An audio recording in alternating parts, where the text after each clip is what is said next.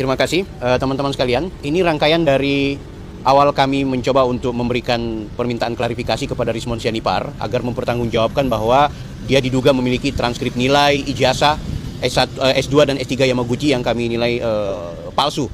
Nah, ternyata tidak mendapat tanggapan, kami langsung somasi dan terakhir tidak juga ditanggapi, maka kemudian kami laporkan. Alhamdulillah laporan kami diterima. Minggu lalu kami kemudian diperiksa dan alhamdulillah hari ini juga teman-teman saksi, saya kebetulan langsung menaruh saksinya yaitu Bang Joshua Sinambela bersama Pak Roni Teguh. Tapi jadwal untuk Roni Teguh diagendakan besok. Pertanyaannya kenapa saya akhirnya meminta kepada Bang Joshua dan Pak Roni Teguh untuk kemudian menjadi saksi, karena memang awal-awal kita tahu dan aku secara pribadi tahu bahwa Rismond Sianipar diduga memiliki ijazah palsu itu ya karena korespondensi yang dilakukan oleh Bang Joshua bersama Roni Teguh terkait eksistensi Rismond Sianipar yang kami duga menggunakan ijazah palsu dan gelar palsu. Nah, teman-teman jangan lupa ya, kenapa juga kami ini kebetulan saya secara pribadi selain YouTuber, kita juga bagian dari orang yang memberikan dukungan moral kepada Pak Joko Widodo.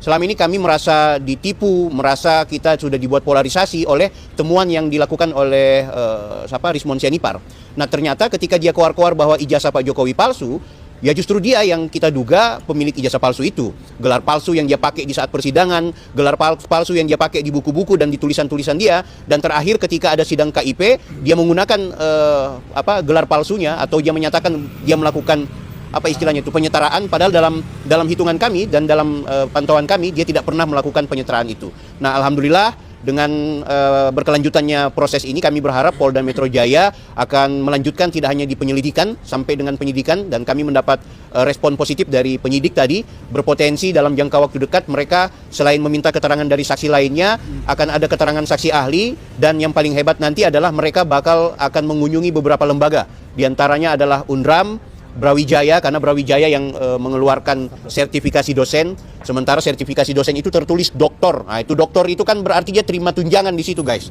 Dia menerima uang dari negara ketika dia mendapatkan sertifikasi dosen. Makanya ini saya mau klarifikasi buat orang-orang yang katakan ngapain laporin si Rismond itu bukan pejabat publik.